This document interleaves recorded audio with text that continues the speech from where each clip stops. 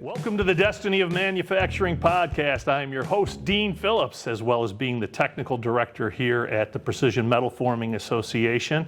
I am fortunate enough to have with me from the Tennessee District two of their outstanding leaders. I have with me Perry Hytken, of course, from Ace Machine, and of course, Tom Kelly from Tech Sales and Solutions. Welcome, guys. Thank you. Welcome to Nashville. Great to be here. It's only a little bit of a drive from Spring Hill. The one thing I always like to ask everybody is, what do you see happening, going on in your district that you're excited about? Well, let's see. As far as what's going on in our district, we see a lot of opportunities, Dean, of work coming back here from Mexico. A lot of, it's going to take a little while to actually see the actual work come in here, but companies are starting to prepare for that a little bit. As far as for the PMA member companies, this is a great time for opportunities to try to keep your name out there in front of people. Obviously, times are a little tough right now with the tariffs, so events like we have this evening with our reception and our golf tomorrow, we've had a lot of our member companies want to get more involved because they want that exposure and that opportunity. Yeah. Can you elaborate on it? Tell us a little bit about the event tonight and, of course, the golf outing tomorrow. The event tonight is our 10th annual doing that, Dean, and 10 years ago, when we didn't even have a reception. We actually had the former president, Bill Gaskin. He came down, and it was just about 6 of us that had dinner.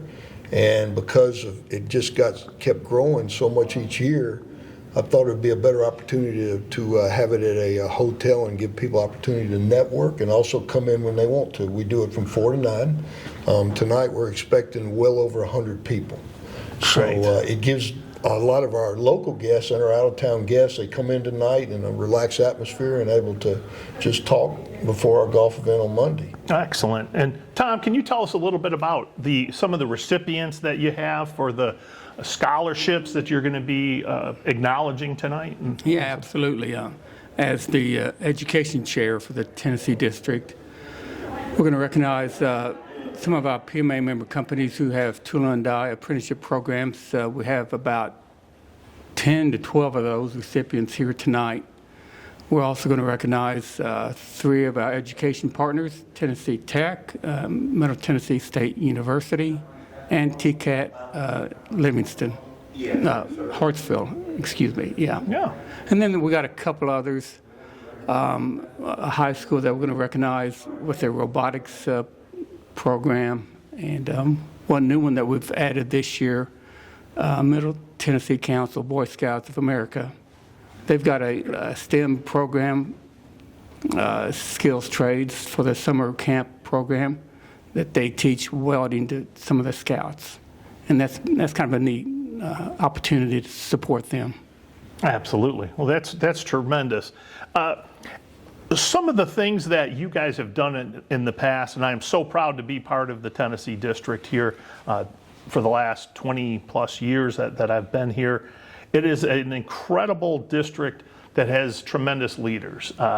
Perry, you have done such a great job here over your tenure here as the chair, and everything that you've done is built with the idea of where can we take this? Not just looking at the limitations that you have. Tell us a little bit about some of the things that you've done different this year than in past years. I would say, Dean, this year, one thing when you have an event of this size, and again, we're talking about Sunday and Monday, when something works well, you want to sort of keep it consistent. You could tweak a few little things. One of the good things we tweaked is we're giving out more money this year. When you have 300 to 400 golfers, then you have opportunities to give more money away. So that's the big part. Number 2, we've also reached out to some of our local high schools, word of mouth, and we actually have more recipients this year that weren't even part of it. The one thing I will say, Dean, I've been this is our 32nd year, and I know that you were a big part of it 32 years ago for 20 years, a long time. And when I took it over 10 years ago, I really just wanted to see the golf sustain itself. And because the golf has grown so much, we've actually had to change courses. We've gone to a 18-hole course. We have a great relationship with them. And we also, want to make sure that our PMA member companies and customers enjoy themselves, and they come back and they spread the word. And really the success is from our board members, through our volunteers, through our PMA member companies. And again, if they see the benefit, they come back. Absolutely. Yeah. And to that point, I do want to compliment you an awful lot, because one of the things that I think that you've done a tremendous job and is really critical for our other leaders of our other districts to understand is that when you see a limitation in the past, going back to when Bill Johnson had run the golf outing, one of the challenges he said was, well, we're going to have 2 people go off on each hole. And he saw that as the limitation, and he saw it as, okay, so we can only have less than 150 golfers. Meanwhile, your solution was, well, we're going to have a morning and an afternoon flight, and then also we're going to have 2 people going off at each hole, and we're going to use a second course. That has really opened up the opportunity for people who were shut out. There was basically, you have no opportunity to be there. Can you tell us about how you came up with that vision?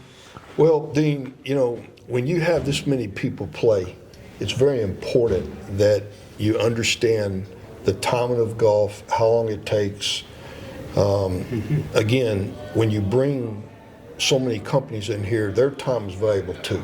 And you want to make sure that you start an event on time, you get done in a reasonable amount of time, and everybody has fun. Okay? Yeah. The key is by getting 2 courses, then you can spread the players around. Okay? Now, the biggest challenge for me, and it's not going to ever change, is the signs for the course. Because every company that plays basically gets a sign. And it's up to me to make sure their sign is on the right course. Right. So there can be there's challenges that are very difficult, but in the long run, it benefits all of us, because, again, when we have a 7:30 start in the morning, and when you have 100 players go off, you want to be done in 4.5 hours so you can get your 1:30 started. That's right. And you've got to have somebody take charge, work with the course, be willing to give up their time for the day to make sure that the event starts on time, stays on time, and if there's any challenges during the event, you have to deal with that. Absolutely. And again, I want to thank you personally, because between you and Bill Johnson, when you guys started this 32 years ago, I actually came to the first event. And at that time, I was an extra guy. I didn't even have an opportunity to sign up. And I was able to play because somebody didn't show. Right. And little did I know 10 years later that we'd be sitting here today, and Tom joined me 9 years ago, and it's a blessing to have, to not only benefit from a company side, but to give back to an industry that's been good for all of us. That's a great point. And speaking of that, Tom, can you tell us a little bit about how the partnerships between the industry and education has worked here in Tennessee? Because I think it is a poster child for a lot of the success of what we've done, because the reason we have the golf, the reason we do all of these events is the future of manufacturing and metal forming as a whole. So can you tell us a little bit about how that's worked? Well, I think the universities such as Tennessee Tech and their manufacturing engineering technology department fits well with the industry that we're trying to support. Middle Tennessee State, they've opened up a new engineering technology facility, a new building this year. And so we're going to open up and invite the high school students to come to the campus, check out the new department, and learn about PMA. We want to get them involved in our industry and make them aware of what we're trying to do. That's tremendous. And I think that when we look back on how this has evolved over the years. Yes. I can remember Lauren Ashbrunner, from Metcom, Yes. saying to me, he goes, "Yeah, you're raising this money, but what are you doing with it?" And it was Yes. it was an aha moment that said, you know what, we really weren't focused on what we wanted to do, and we didn't have an answer. Yeah. How many years later, all of a sudden, here we are sitting here talking about the solution of trying to improve the image of manufacturing across not only our industry, but people that probably never thought of our industry. And I think that raising awareness through robotics competitions, Yes. through the events like this that we hold to acknowledge people getting into it, gives us a better opportunity. What would you say if you were sitting here 20 years ago? What would you say to somebody who was getting into manufacturing about manufacturing as a whole? Why do you want to even be in this industry? 20 years ago? Yeah. Well, I don't know how to answer that. I mean, I think 20 years ago, I was one of the few that went to Tennessee Tech Industrial Technology program and spent my entire career in manufacturing. So I've kind of seen it firsthand, working with the Textron in the fastener industry or Nissan in automotive, that, my education really played a hand in my career and development and allowed me to experience a lot of different industries in what I tried to do in my career. So now I've just been a sole proprietor and a manufacturing rep, selling equipment and product and services to the industry I used to work with. I've got that connection, but it's an interesting career path that I've ended up. But again, I'm with PMA today just to try to give back to our industry, and what's been so good for me. I'm just proud to be a part of PMA. Excellent. And Perry, when you first got involved, and I can remember asking you would you be willing to take on the golf chair and get involved more with manufacturing? And you just took it on, and you could see the bigger picture of what this could be and why it was important. I think that was really important. What was it that kind of spurred that on for you?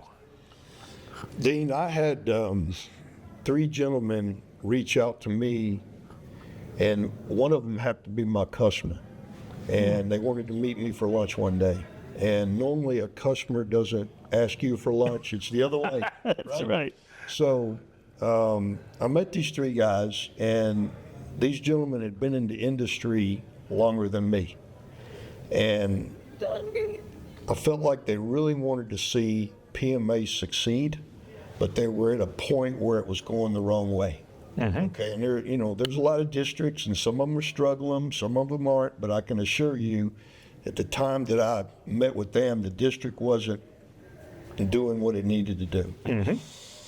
They asked me to take the golf event over and replace a gentleman that ran it for 22 years, and his health wasn't good, and it really wasn't something I was interested in doing. And I went back to my office and just decided that, maybe I can give back, like Tom said. Sometimes you just got to give back in something that's been good to you so long. Yeah. So I said, all right, I'll give it a shot. And before I could hang the phone up, I had Bill Johnson's box for 22 years. And unfortunately learned the hard way to try to start a golf outing, which no one knew who I was. And I can assure you, each one of you, 10 years ago, it did not look good. Yeah. But just through making some calls and through being in the industry for many years, I was very fortunate to get some people to follow me. And, and it all boils down to wanting to give back to an industry that's been good to you. Absolutely. If you can last this long, then it would, my advice is give back, because you'll see the return on investment. Yeah. Yeah. We thank both of you for being here on the show today. Thank you both for your time and your continuous effort for the district, for Tennessee, but more importantly for PMA as a whole. We certainly do appreciate it, and we appreciate your time and effort. Thank you from the Destiny of Manufacturing podcast. Again, I'm your host, Dean Phillips, and of course, this is powered by the Precision Metal Forming Association.